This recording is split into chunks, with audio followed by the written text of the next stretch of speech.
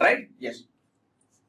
So this is our simply supported beam or plain cement concrete beam, and this is called our reinforcement, right? This is called our reinforcement. Tell me, I am going to ask you one question. Which material can be used as a reinforcement? Which material we are using? Which material as a reinforcement? Or what are the materials that can be used as reinforcement? Yes, I know that almost everyone is going to tell steel. Yes, you are right. I'll ask you, why steel? Why steel? Why steel? Why everyone is giving the answer like steel? When I asked you the question, which material is used as a reinforcement, almost all of you are saying that steel. Steel is actually we are going to use steel as the reinforcement. Yes, good intention, strong, you're right. See, what is the role of this reinforcement? We have to improve the tensile strength of the concrete. We have to improve the tensile strength of the concrete. See, we can use any material. We can use any material which is strong in tension. Can I say like this? We can use any material as reinforcement which is strong in tension. Only one criteria is there, that material which I am going to use as a reinforcement must be strong in tension. That's the only one thing. That's the only one criteria you should keep in your mind while selecting a material for a reinforcement. I can use, as you are saying, I can use steel as a reinforcement. Some of you will say that, okay, we can use gold as also reinforcement. Why? Because it is a ductile material. It is strong in tension, so I can use them. Yes, Angit Sharma. Yes, we can use fibers also. We can use fibers also. Any other suggestions? Yes, we can use our silver. Some more suggestions. We can use aluminium. All these, you can see here, all these are what? Ductile materials. We can use any of these materials as reinforcement. Now, why? Because tensile strength of each material is strong, right? More than it's very high. We can use this material as a reinforcement so that we can improve the tensile strength of the concrete. Yes, Vikram Singh. Yes, copper. We can use copper also. No issues are there. But there is an issue. There is a problem. When we forget about all those things, when we talk about concrete, the concrete, if I take the concrete, alpha, what is alpha? The coefficient of thermal expansion of concrete is actually will vary between 8 to 12 into 10 power minus 6 per degree Celsius. We know what is coefficient of thermal expansion, right? The rate of expansion of concrete or rate of contraction of concrete with the increase or decrease in temperature. See, when I use a material inside, that material will also or should also expand or contract just like our concrete does. Which means that, or I will explain like this. Suppose when I use reinforcement inside, these two should act together. Suppose this is our concrete and I am introducing our reinforcement inside. If temperature is very high or the temperature is increased, what is going to happen? These two material is going to expand. Correct or not? These two material, that is reinforcement, will expand and concrete will also expand. If the rate of expansion of this concrete is very high, what I will say, if the rate of expansion of this steel reinforcement is less, the coefficient of thermal expansion of this material used is less. For concrete, it is a fixed value 8 to 12 into 10 power minus 6 per degree Celsius. The reinforcement which I used here, I am not talking about steel, when I have used a material whose coefficient of thermal expansion is less than this, that is, maybe I am considering a value around 5 into 10 power minus 6. Then what is going to happen? If the temperature increases, which material will expand at a faster rate? Concrete or steel? This is having less coefficient of thermal expansion. This is having more coefficient of thermal expansion compared to this, right? So when the temperature is increased, which one is going to expand at a higher rate? Exactly, concrete is going to expand it at a higher rate. Why? Because the coefficient of thermal expansion of concrete is high compared to this steel. When this expands more, this expands less. Or the rate of expansion of concrete is high, but the rate of expansion of reinforcement is less. What is going to happen? There is a possibility of slippage of the reinforcement. Don't think that reinforcement will come out. See, when we call reinforcement, when we use reinforcement, these two must act together. When the rate of expansion of concrete is more, when the rate of expansion of reinforcement is less, there is a possibility of relative motion between the concrete and our reinforcement. Or the bondage between this concrete and reinforcement will get broken. Or the bond that there will be failure of bond between the concrete and the reinforcement. So we cannot use a material whose coefficient of thermal expansion is less than that of concrete. And similarly, what if I use a material whose coefficient of thermal expansion is very high? Suppose we know the coefficient of thermal expansion of concrete is around 80 to 12 into 10 power minus 6 per degree Celsius. I am using aluminium whose coefficient of thermal expansion is 23 into 10 power minus 6 per degree Celsius, 23 or 24, whatever. But for aluminium, coefficient of thermal expansion is very high, right now compared to our concrete. When I use aluminium as the reinforcement, what will happen if the temperature is increased? Yes, Saksham, you are right. When the temperature is increased, concrete will expand, reinforcement will also try to expand. But this reinforcement will expand at a higher rate, correct now?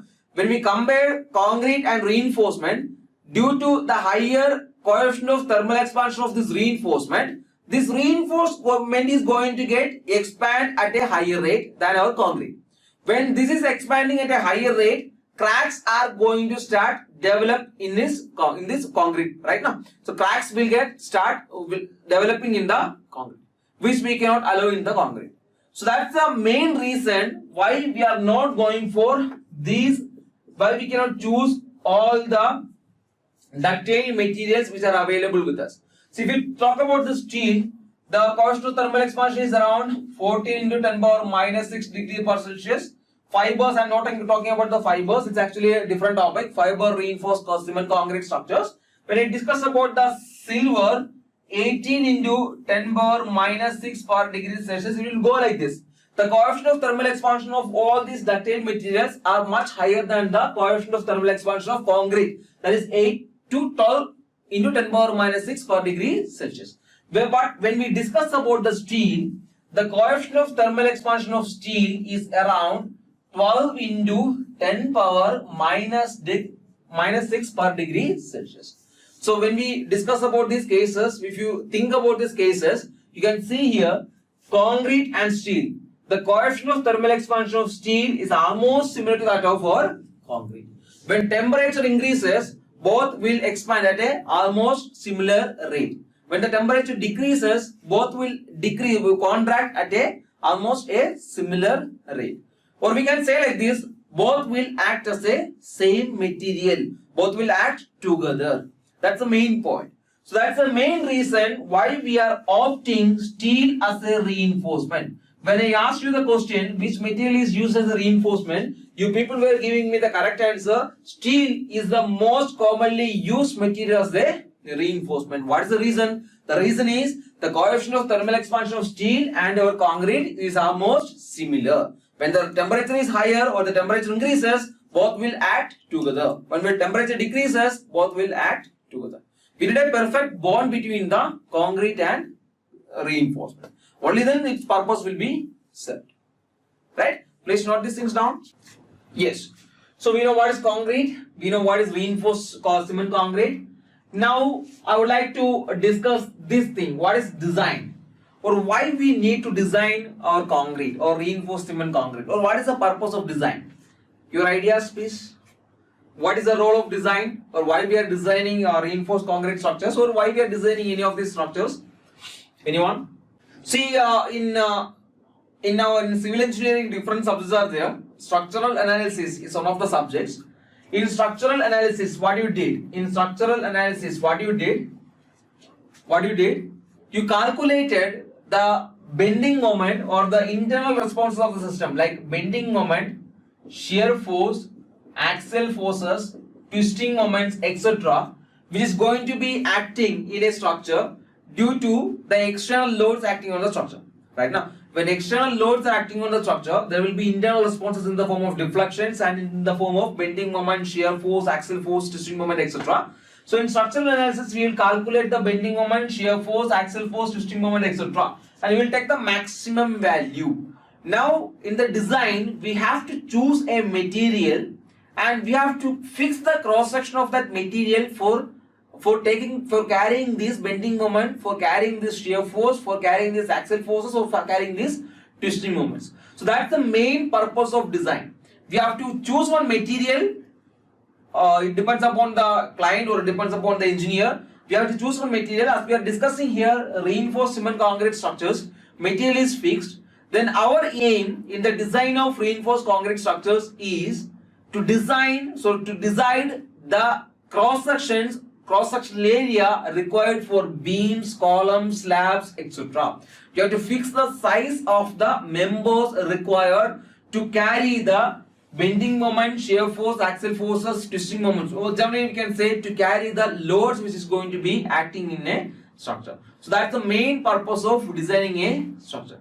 The design or the design cross-section must be safe and that economical, that's also there. We'll discuss that. So main purpose of design is to choose a material to carry these loads. I can choose either a reinforced cement concrete or steel structures. I can use any of the building materials available. But here we are discussing about the reinforced concrete structures. Now, so where the material is fixed, the main purpose then becomes fixing the cross section of the materials.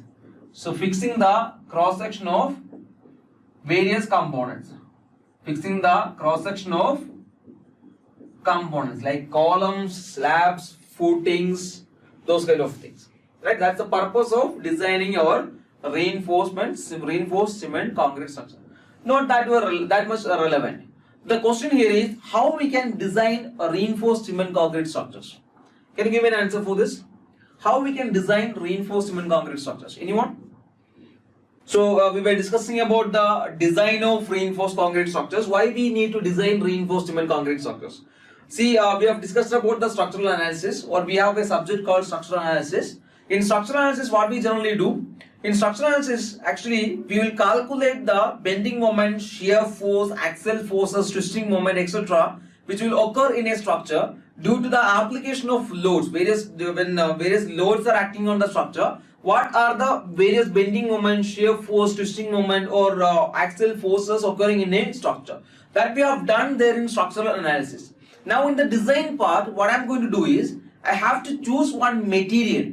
It can be a steel, or it can be reinforced cement concrete. I have to choose any of these building materials to carry these loads. Or I can say to carry this bending moment, shear forces, twisting moment, or axial forces, etc. safely without any failure. So that's the main purpose of designing. I have to choose one material. As we are discussing our design of reinforced concrete structures, material is already selected. What is the material I am going to use here? Reinforced cement concrete. Then what is the purpose of design? To fix the cross section of the material required to carry the loads acting on the structure. What should be the size of the column to carry certain amount of force? What should be the size of the beam to carry certain amount of force? So we have to fix the cross section of various elements in a structure to carry the loads which I already obtained by using structural analysis. So that's the main purpose of designing a structure. So designing a reinforcement cement concrete structure. So I have chosen the material as reinforcement cement concrete, and I am going to design reinforcement cement concrete to fix the cross section of various components of reinforcement cement concrete structures, like reinforcement cement concrete columns, reinforcement cement concrete beams, slabs, footings, etc. These are the various components in our reinforcement cement concrete structure. Have to fix the cross section of these elements. So that's the main element of main aim of our design, or design of reinforcement cement concrete structure. My question is how we can design, or how we can judge, or how we can find the cross section area or the size of the column, size of the beam, size of these elements. How we can do that? Any idea? To understand that, let's discuss about the invention of the concrete. See, one guy whose name is around John whose name is John Smeaton, in the year I think around 1756. Don't know the year is actually not important, but I am going to write like this. In 17th century, invented concrete, the first form of concrete, which means that from 17th century we are using concrete as a building material. For how many years? Around 3 centuries, right? Now it is 21st century. So we are using this concrete for centuries. So which means we already know how the concrete is going to behave under various loads. How we already know, we are already well experienced with the behavior of the concrete under certain loads. Right now, if we talk about a multi-storied building, you can see many number of multi-storied building around you. So those things are already there. They are carrying the load safely without any failure. So behavior of these structures are already known to us. We are going to use this experience. We are going to use this experience in the behavior of the reinforced cement concrete structures for the design purpose. See, if you are going to construct a building, you will go to an engineer, right? So if you are going for a civil engineer, you will go for that. Suppose you are not civil engineers, right? Now, if you are a civil engineer, there is no need of going to another civil engineer, right? Now, but suppose you are not civil engineers, you have to construct a building, you are going to another civil engineer, and when you go to a civil engineer, suppose he is almost 70 years of age, or when he start discussing about the design part and all, you can just observe him. He will tell, okay, a beam here should be like 250 mm by 500 mm will be enough to carry this kind of loads. So how he is saying like that? He can judge the size of the beams, he can tell the size of the columns without any calculation. How he is doing that? He already well experienced with the behavior of that beam or columns for a certain range of buildings. So we are going to use this kind of experiences for the design purpose. For civil engineers like us, all these experience are available, all these informations, all the guidelines based on this experience are available from our Government of India side, that is given in one of the book whose name is IS 456-2000. All the guidelines for the design of reinforcement cement concrete is given. All the guidelines for the design of reinforcement concrete are given in this book, which is called a code book for the design of reinforcement concrete structures. Name of the code book is IS 456-2000. We are going to get the information from this code book for the design of reinforcement concrete structures. This code book have the guidelines for the design of beams. This code book have the guidelines for the design of columns. This code book will tell you how to design footing. This code book will tell you how to design various components like columns, footings, slabs, etc. of reinforced cement concrete structures. So this will act as a Bible. For designing reinforcement cement concrete, we will blindly follow the things they are saying in the book. So all the recommendations, all the guidelines for the design of reinforcement cement concrete will be given in this code book, whose name is IS 456-2000. Remember this code book. We are going to use IS 456-2000. We are going to use the guidelines or recommendations given in this book for the design of various components of our concrete structure. Right? And one more thing is there. For designing, various methods are available.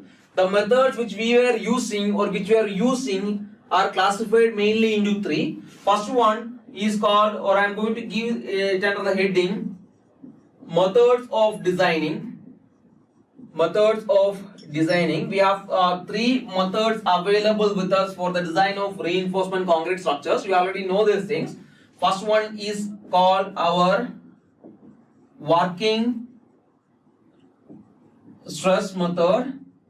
And what's the second method available? We are having ultimate load method is there. We have ultimate load method. And finally, what is the third method which is available with us? Exactly. We have our limit state method. working stress method of design, we have ultimate load method of design, we have limit state method of design available for the design of reinforcement cement concrete structures.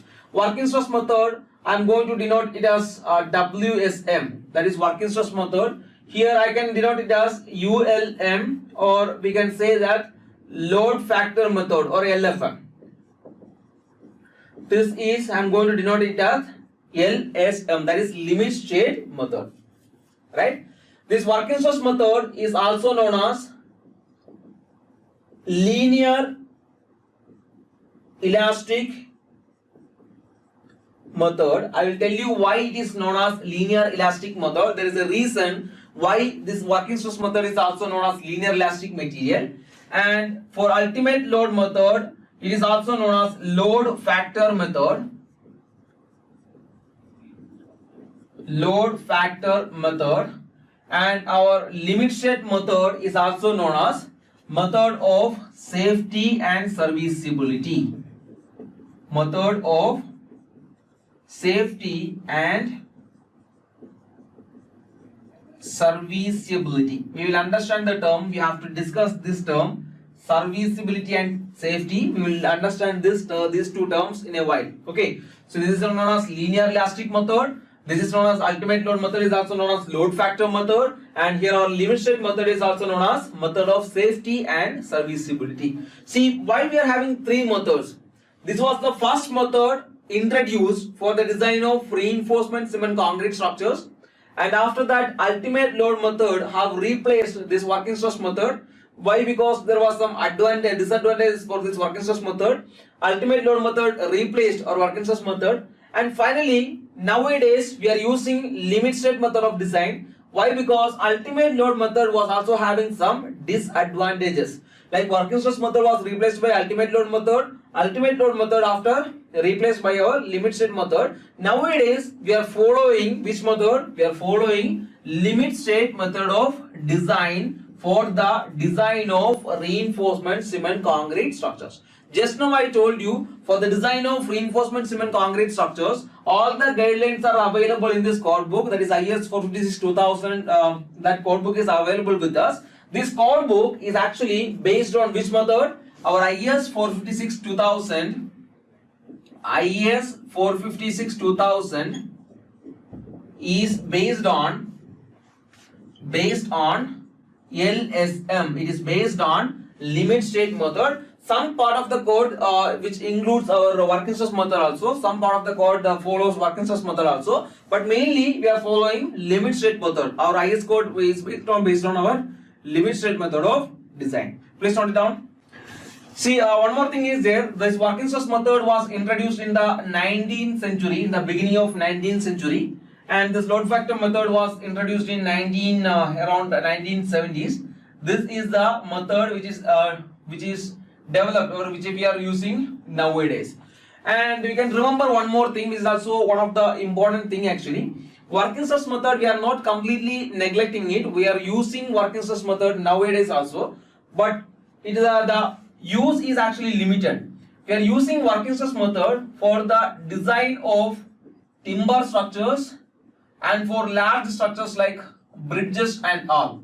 We are still following working stress method for the design of timber structures and for the design of bridges and all. We are still following working stress method. For all other ordinary purposes, we are using our limit state method of design. Started from developed in 1970s. This is developed in 1950s, right? Around 57, I guess. I am not sure about the year here. It is developed around 1957. I am not sure about the year, which is actually not important for us. I was just telling you the year right now. Yes. The limit state method of design was introduced in 1970s. It was my mistake. I have written it here. It was introduced in 1970s. Our ultimate load method was developed in 1950s. Okay. Yes. The years and all are not required. I was giving a general information right now. Yes. You have to remember this. Working stress method is still being used in timber structures, in the design of timber structures and bridges. Right? Yes. Some of you are asking what is the difference between LSM working stress method. So I am going to make a comparison between these three methods. I think you are going to understand this.